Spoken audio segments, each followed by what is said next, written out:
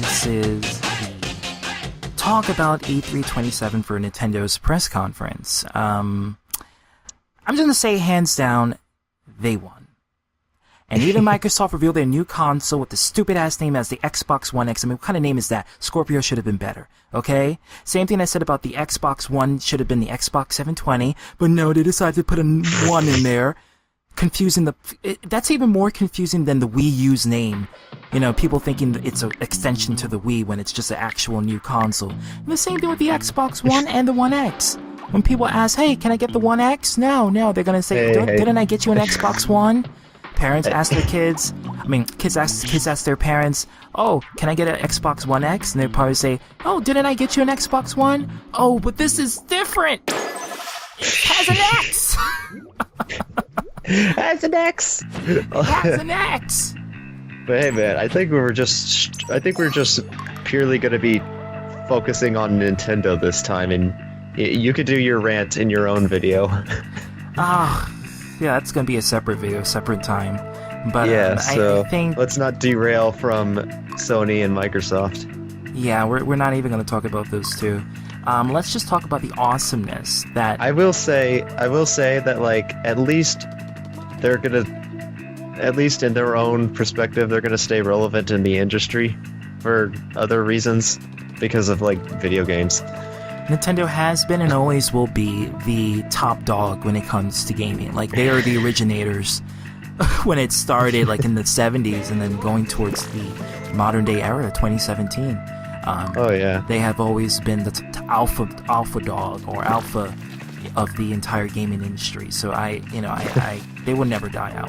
Sony and Microsoft will probably die out first before they do. But well, someone will probably leave, but yeah. Microsoft, yeah. If that console dies, if that console does not do well, nope. Okay. But let's stop the rambling. It's a little bit of rant there. We're probably gonna get like a lot of. Well, I'm gonna get a lot of dislikes for this video just because I just talk crap about Microsoft. I'm just. It's always been like, for me, it's always been like this for me whenever, since the beginning. I just never really cared about the other people in the industry except Nintendo, really. I never cared for their content, and I never cared about, or it just never gave me a good enough incentive to even buy their consoles. I don't even think you own a non-Nintendo console. I don't own any PlayStation or any Xbox. I tried Xbox 360 a few times. Right. And then later on I've tried the PlayStation 4. Right. One of my friends brought it over, and I actually for me, I actually kind of like it more than Xbox. Their games more than Xbox One, but I would only get like maybe a few games, and that's it. Like, I wouldn't have a big library. It would just be like a really small library of games. I mean, like, I guess if you're talking about exclusives, you're probably just gonna focus on like first-person shooter for Xbox, really. I mean, nowadays there's I like this new game that came out. I forgot its name, but it's like an open world. It's like Microsoft released this for the Xbox One X, like this open world. Anthem? Yes. Anthem. Yeah. And it reminds me of Horizon Zero Dawn. Yeah, when I saw it, I'm like, oh my god, this is beautiful. That was a good reveal for them. And then for Sony, it was like Good and Evil, or Beyond Good and Evil 2. But like, again, Sony didn't have like really a lot to show for this E3 because of the Sony Experience Expo that's coming in December. So they're really just saving it. Right. And what was awesome about Sony's press conference, though, is the only thing that I enjoy watching from that conference was Kingdom Hearts 3 coming out in the year 2066. Yeah, seriously, like that I don't know. This is just gonna be like freaking Final Fantasy 15 all over again. Well, at least we saw like a little portion of it. You know, it's using that Unreal Engine. I was heavily disappointed that the Switch is not getting that game, because it's a well-known fact that Nintendo is supportive of Square Enix games, and their 3DS also has some Kingdom Hearts games. So I would think maybe, just maybe, they would release Kingdom Hearts 3 for the Switch. And I see some comments, people saying, the Switch can't handle all of that. It can't even run Zelda in 60 frames. Yeah. Freaking game designers are more about creating the most greatest experience of all time, and that's literally like me watching a movie. It's like have you noticed that? Because like, yeah, I mean, like, it's even like that with Spiderman. Yes, for PS4. Although it looks good. Let me say it looks good. It looks great. I want to play that game, but I don't have a PS4, so it's like, do I really go for that? You know? Yeah, absolutely. I think they're trying to go for like that Hollywood cinematic sort of view, and it's like, they want to keep you in your seats, but like, I just want to fucking play a game. I don't want to watch a fucking movie. I don't like, if I have plenty of Blu-ray movies for it. I have a Blu-ray player. You know, I have a PS3 that does Blu-ray. I know you're gonna say, well, you should upgrade to a PS4 so you can get like HDR. I know, but I have I'm content. I'm satisfied with what I see. You know, if I want to see a movie, I want to see a movie. If I want to play a game, I want to play a game. I like the immersive experience that, you know, the cinematic style of the games have. But I want to explore. I don't want fucking cutscenes every fucking second. You know? Yeah, I think I'm just going back to Spider-Man with this, but I like. Yeah, I do think it's pretty cool that like, there are, you know, quick time events while it's in a cutscene. Right. Because like, if you don't do anything, then it's like, well, it's like one of two things will happen. You'll either get the, you either react and get the, you know, the next sequence, or you'll kill people that are on the street. Right. You know. Yeah. I mean, it's a cool trick that they did, and I even went back, like, I even found this other game. Right. That was from 2012. It was for PS3 and Xbox 360. It's called Azura's Wrath. Oh yeah, I heard of that. Yeah, I know that. Yeah, that game like, did really well with like how it transitions from like a battle sequence, and then it's a cutscene, but you're still fighting like you're in a battle. Yeah, it's a real-time cutscene. Yeah. Yeah, so yeah, I think it's a cool trick that they do this, and like, you know, there's like people who would say like, well, first of all, we are getting this open world sandbox-like style of Spider-Man. Like, we haven't gotten that in a long time. And speaking of open world, I'm so sorry to cut you off, but speaking of open world, I guess that's what game developers is going to be working on for these newer consoles, this 9th gen era. I think I think they're going to be working just strictly, okay, since Zelda did it, you know, ever since Zelda, now every gaming company wants to do open world game. So since, you know it, because after Breath of the Wild, now all of a sudden we're getting open world here, open world everywhere. Free open world for everyone. With the price of the DLC pack. But, well, yeah, that's the thing. Yeah. But, like, since Spider-Man is open world, they were, like, thinking, well, is that gonna be... Well, I mean, okay. Are we gonna have the actual freedom of, like, doing all these sort of events, like, big boss events or whatever? Right. Or, like, like with that helicopter scene. Right. I understand where they're coming from, because Breath of the Wild did it. Yeah. Quite a bit, but it's probably better for them to do the cinematic real-time cutscenes, because you know, it's like, I'm going with the whole it's a movie experience, because only one thing can happen out of this whole scenario. Otherwise, Otherwise, if they didn't have any control over it, then like, you know, shit would hit the fan. Exactly, and it would just be a big, chaotic, beautiful mess, like No Man's Sky. a big, chaotic, beautiful mess. An empty mess at that, but it's a mess. Yeah. But yeah, I mean, that's like one of the cool things that like gaming companies or gaming developers are working on. Is just trying to incorporate a expansive experience when you're exploring the overworld. I think that's it's not being too linear and not holding your... Huh? It takes hell of a long time to make one, but yeah. Yeah. Well, I mean, Like- yeah. I mean, it's like, it takes like... Okay, so we already heard that like, I know I'm going off topic a little bit, but we already heard that like, Avengers Infinite, the Infinite War, I think it was, Infinity War, they already started, and they're probably going to be showing it like next 2018, summer of 2018. Like they could just spend like at least a year, and then game developers spend like 4 times or even 6 times the amount of time to make something like that. Right. And also another thing For a video game. I have a big problem with, and that is when a game is first showcased on E3 and then the nerfing happens, the downgrade of like the visual quality. So you see it, Ubisoft is known for this, and you see it in the demo and you're like, oh my god, this looks so beautiful, oh my god, I can't wait to play it. And then when you see the final product, it's like, you gypped me, bro. Yeah, Gypped me. Ubisoft was guilty of that. Like, that's what I'm worried about, that new game for the Xbox, that open world game that's kind of like Horizon Zero Dawn, because Anthem? that, yeah, I'm gonna keep forgetting that name, so just remind me every time.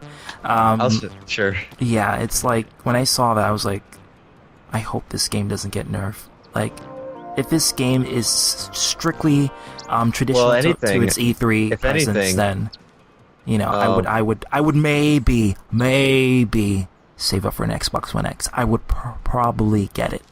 Well, maybe, but like, you did you ever hear what like there's already like someone reporting of like a down how do you say, like a I guess like a flaw with the system? Well, apparently, like, okay, so since it has like an extremely powerful GPU in it, Yes. the CPU is going to be the bottleneck for this system. I think it had 6 teraflops, if I'm not mistaken. Yeah, but I'm talking about the CPU. I didn't check the CPU. Let me check it. Because, like, I mean, I didn't read they didn't talk too much about it. They just said, like, you know, I think they said, like, it's a slightly, or it's like it's a step up from the CPU that's in the Xbox One S or something. Yeah. But, like, since like, you know, the GPU got a much bigger upgrade, compared to the CPU, it might bottleneck the system a little bit. I don't know.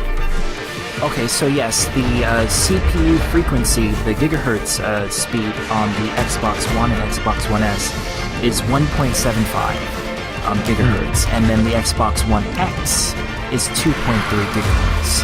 So it's like it's actually quite a big jump. It's actually not a minor jump. If it would have had 3.0 gigahertz, that should be like $900. It's no way they would have sold it for $500. Yeah, at this point you would just buy a PC. At that point, yeah, and PCs are relatively to that price, so. Okay. So, do you want to talk about Nintendo now? Yes, I think we ranted enough. Well, we kind of give good and bad. Mostly good for Xbox, I mean, yeah. it had good bits, but just most of it, I did not care for it. Now, let's talk about that other conference I think EA had with that YouTuber that was introduced. What up, guys?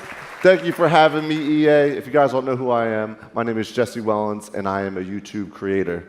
So I am here to talk about Need for Speed Payback. If you guys didn't know, Need for Speed Payback, I laughed. I did not even. I did not even watch any of it. So you're gonna have to tell us about that. Oh my god. So who was the guest star? Who was the guest of this show? I gotta look for it. It was so embarrassing. It was on. I hope IGN didn't delete it, because if they deleted it, I would be so pissed off. But he came on there, and it's like he was like this, like, I don't know if he was a gamer or what, but he was just not good at doing live commentary. You can tell all of his content is mostly post-edited. So when the camera came on him, I swear he panicked. And he was just laughing, like trying to play off his error. So he was constantly stuttering and just looking so awkward. It was so cringy. It was so, and he was supposed to be the one that was supposed to introduce the new. I think it was Need for Speed, and he was supposed to introduce the new Need for Speed game, and they lost so much money from that presentation. I feel so bad. I bet. Oh my goodness. Yeah. And I bet when he goes to his YouTube channel, it's gonna be filled with comments of, "Nice job bombing that E3 presentation." Oh yeah, you bet that's gonna happen. It was just so cringy. It was just like, and I cringe and I start bursted out laughing. It was just so funny. Oh man. Yeah. Yeah, that was like literally one of the funniest parts of the presentation. It was just, the presentation itself was boring as hell, but when it got up to that part, I said, "What the fuck? Like this is some good shit. This is some good entertainment. This is probably the only good thing that happened in the EA presentation." You know, I don't really care for EA, but yeah, that was truly marvelous. But getting back to Nintendo, yes. So at first, they revealed a new Pokken game. Well, but yeah, with added content, so it'll be like the deluxe version. Just like Mario Kart 8 Deluxe, you know, added content. Yeah. Well, okay, so there's new fighters. We got like Empoleon, Darkrai is his name? Yeah. Darkrai, yeah. Darkrai, and I don't remember what the grass and flying or no, it's grass and dark, isn't it? Yeah. I forget his name, but there's also that other guy. Yeah, we'll find out when when it's all edited, and then you see the kind of Pokemon that is in there. Because even I don't know. I don't keep up with the newest gen. I don't keep up with Sun and Moon. The last Pokemon game I played was X and Y. I didn't, like, after that, I didn't went to Sun and Moon after that. I got Sun and Moon, but I didn't pick the my starter was Puffio, so yeah.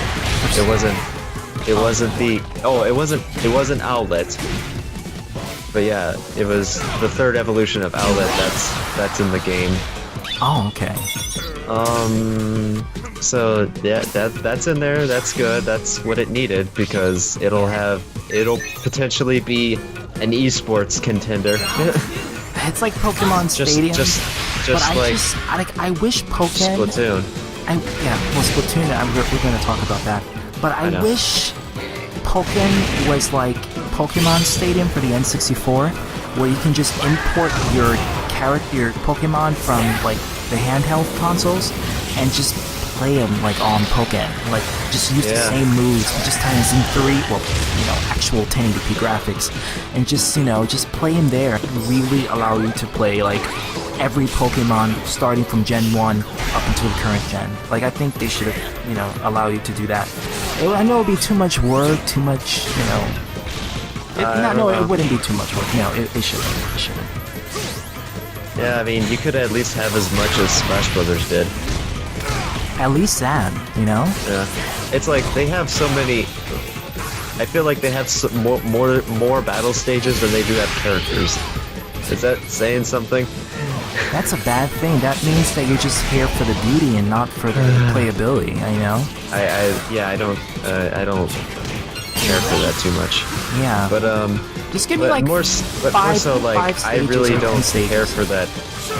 I really don't care for that style of fighting. I just don't like I don't mind the whole Tekken aspect to Pokemon. I don't mind that. But what I don't like is just how limited the characters are, and that guard and shield with that, that force field kind of guard that comes up when every time you hit your opponent. I don't like that. I think that looks very cheesy, and I just don't like that. I prefer actual, legit. Oh, he dodged it, like, or he blocked it with using one of his abilities, or one of the Pokemon using one of their abilities. So I would like that over. Okay, let's put an electronic force field around the Pokemon and make it seem so futuristic and high tech like that. I'm like, no, that doesn't look good. I don't like it. Call me nitpicking, but I don't like it. Yeah, I mean we're not gonna really be playing the game too much. Yeah. Shall we go with the big reveal that Pokemon had? The best. It was kind of like, okay, here's a guy working on something, working on scripting or something, and then just put a camera in front of him and say, hey. I got a big announcement for you. Oh, man, what you saying, Alex? Alex, you still there? Yeah, I'm still here. You saw it? Did you saw the video? I saw most of the video. I saw about 20 minutes of it. Alright, yeah. Well, that's four minutes removed, Yep. but that's okay. That's good enough.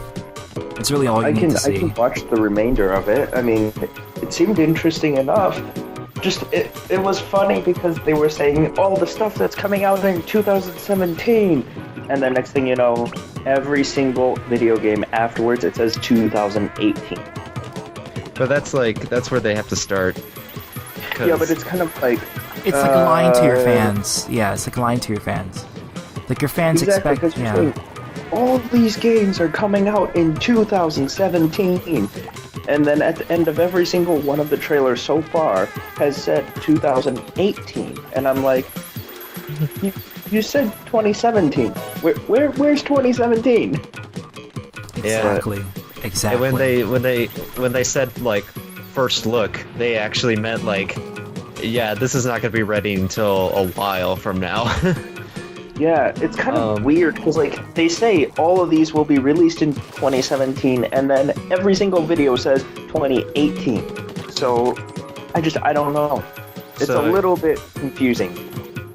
But yeah, we got the So they pretty much confirmed there's a Pokemon RPG for the Nintendo Switch. So which I really want. Let me tell you why they started. I almost don't think that it's gonna be the Pokemon Stars like version of Sun and Moon, but we don't know for sure. They just said all they just said was it's a Pokemon RPG. So is it gonna be a new gen or is it actually gonna be Pokemon I think Stars? I think it's going to be similar to Pokemon Stars. Actually, I think it's going to be similar to Pokemon XD Gale of Darkness, or DX, I don't know, XD or DX. I think it's going to be similar to that, where it's like, okay, you're going to be introduced to this one playable character, and you're going to play as Pokemon from previous gens. It's going to be like that. I think they're going back to their roots, their RPG roots, where it was back during the GameCube era. And then after the GameCube era, they probably said, no, we're gonna do something completely different, and we're just gonna make a Pokemon Stadium rehash. Until now. You know what I'm thinking it's going to be like? Yeah. Pokemon Mystery Dungeon. That too. Yeah.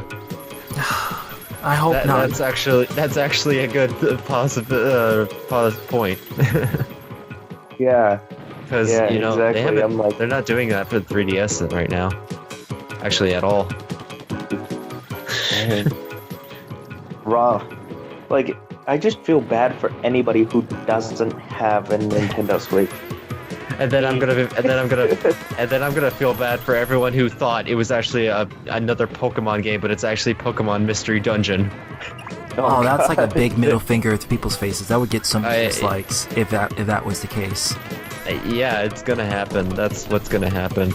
Let's hope not. Let's just I hope just- they actually work on something legit, like for the fans to demand and play. You know, I think that would be something that they're not stupid. They're not trying to lose any fans. You know. Yeah. I'll say the Pokken tournament thing looks amazing. Like, it looks incredible. Well, I'm just not into that type of fighting game. That's the only reason I won't get it. Well, I mean, if you look at it, it looks similar to Smash, which is a little bit interesting, you know, because Pokemon Stadium, like back then, Pokemon Stadium, you only got to choose your moves. But here, you actually fight.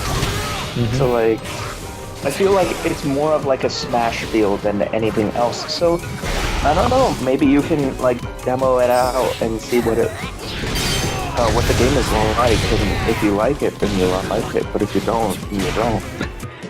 But to me, it looks incredible just because of the fact that it incorporates the moves, you know, the moveset of the Pokemon, but it also adds a different feel to it as well, because it adds that Pokemon feel to it where the legendaries have their certain effects and so forth. It's really interesting.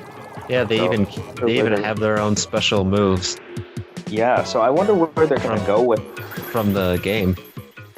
Yeah, it's like, dang. I'm Yeah. in bed. You're still tired. I'm still tired.